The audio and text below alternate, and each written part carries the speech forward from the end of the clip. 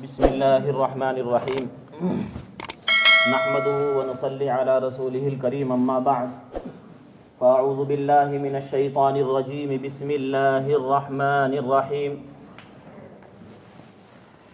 سبحان الذي اسرى بعبده ليلا من المسجد الحرام الى المسجد الاقصى صدق اللہ مولانا العظیم۔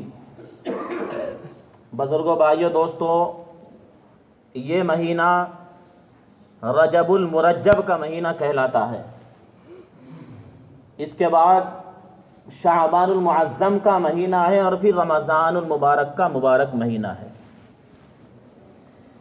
اس مہینے کی بڑی خصوصیات ہیں۔ اللہ کے نبی علیہ الصلاۃ والسلام نے دعا فرمائی، اللہم بارک لنا فی رجب و شعبان وبلغنا الی رمضان۔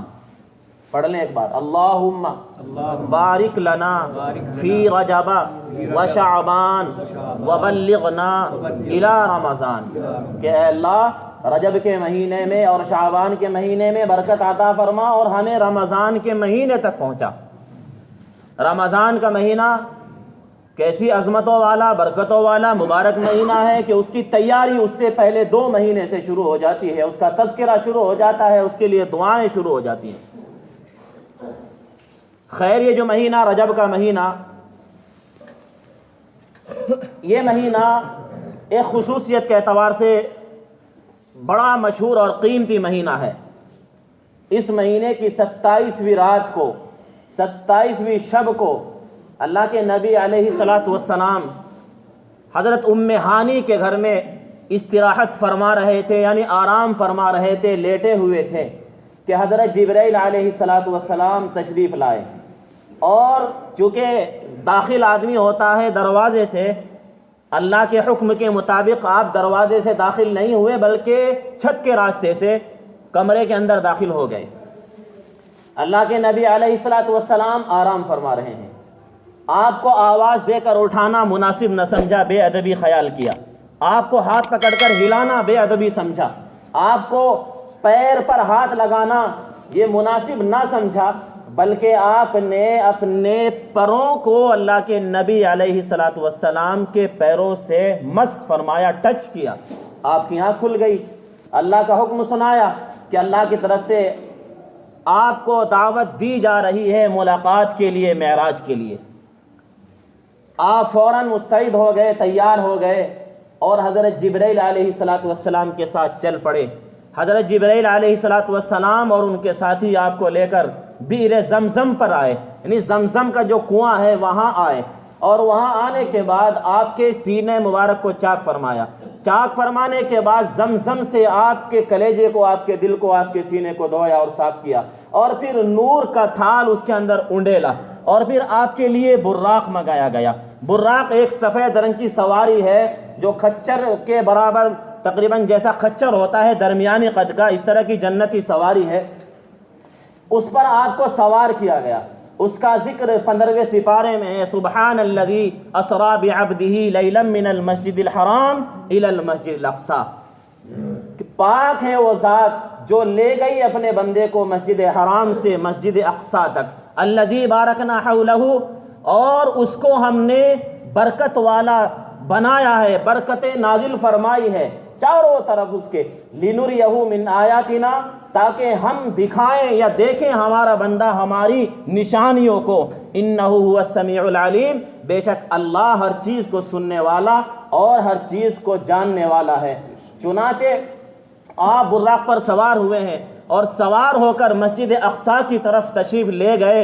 وہ براق برق سے ہے، برق کے معنی بجلی کے آتے ہیں، اور براق چونکہ بجلی کی رفتار بہت تیز ہے، اسی اعتبار سے اس کا نام بھی براق ہے۔ روایت میں آتا ہے کہ 1 سیکنڈ میں 1,86,000 میل دوری اس رفتار سے، اس تیزی سے وہ دوڑتا تھا۔ 1 سیکنڈ میں اس کی جو رفتار تھی، 1 سیکنڈ میں 1,86,000 میل۔ آپ تشریف لے گئے مسجد اقصی، وہاں تمام انبیاء پہلے سے موجود تھے، آپ کا انتظار فرما رہے تھے۔ آپ وہاں تشریف لے گئے اور جانے کے بعد آپ نے ایک پتھر، ایک چٹان تھی، اس میں انگلی سے سوراخ فرمایا اور فرمانے کے بعد وہاں اپنے براق کو باندھا اور باندھنے کے بعد پھر اندر تشریف لے گئے۔ اس درمیان سفر میں کچھ واقعات، کچھ عجائبات بھی آپ نے دیکھے۔ آپ نے دیکھا کہ ایک بوڑھی عورت نے آپ کو آواز لگائی۔ حضرت جبرائیل علیہ السلام نے فرمایا کہ آپ ان کا جواب نہ دیں، بس آگے بڑھیں۔ تھوڑا سا آگے چلے تو ایک بوڑھا آدمی نظر آیا، اس نے پھر آپ کو آواز لگائی۔ حضرت جبرائیل علیہ السلام نے فرمایا کہ آپ جواب نہ دیں، آگے بڑھیں۔ آگے جا کر حضرت جبرائیل علیہ السلام نے فرمایا کہ حضرت وہ جو عورت تھی بوڑھی، وہ دنیا تھی، وہ دنیا اپنی طرف آپ کو مائل کرنا چاہتی تھی، اور وہ جو بوڑھا آدمی آپ کو ملا جو آپ کو آواز لگا رہا تھا وہ شیطان تھا، اس نے بھی آپ کو اپنی طرف مائل کرنے کی کوشش کی۔ چنانچہ آپ آگے بڑھے ہیں۔ سفر میں جو عجائبات ہیں، آگے چل کر آپ نے دیکھا کہ ایک ایسی قوم ہے جس کے جو ناخن ہیں تانبے کے ہیں، اور وہ اپنے چہروں کو نوچ رہے ہیں، اپنے چہروں کو چھیل رہے ہیں، تراش رہے ہیں۔ اللہ کے نبی علیہ السلام نے حضرت جبرائیل علیہ السلام سے دریافت فرمایا یہ کون لوگ ہیں؟ فرمایا یہ وہ لوگ ہیں جو دوسروں کی غیبتیں کرتے ہیں، دوسروں کی پیٹھ پیچھے برائیاں کرتے ہیں، جس برائی کو ہم بڑے شوق سے سنتے ہیں اور کرنے والا بڑے شوق سے کرتا ہے۔ آگے چلے ہیں۔ آگے جانے کے بعد دیکھا کہ ایک بڑا دریا ہے، پانی ہے، اور پانی کے اندر ایک شخص ہے، وہ پتھروں کو اپنے منہ کے اندر ٹھوس رہا ہے۔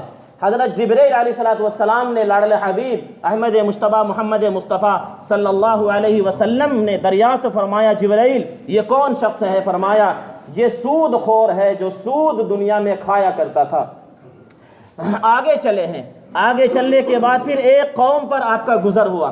وہ قوم صبح کو بیج بوتی اور شام تک ان کی کھیتی سرسبز و شاداب یعنی ہری بھری ہو گئی، اور شام تک وہ کھیتی پک گئی، اور شام کو انہوں نے اپنی فصل کو کاٹ بھی لیا۔ یعنی صبح کو بیج بویا اور شام تک تمام کی تمام تیاریاں، پیڑ پودا بھی ہوگا، پھل بھی آیا، خشک بھی ہو گئی، کاٹنے کے قابل ہو گئی، شام کو کاٹ لی گئی۔ معلوم کہ کون لوگ ہیں؟ فرمایا یہ وہ لوگ ہیں جنہوں نے راہ خدا میں جہاد کیا ہے۔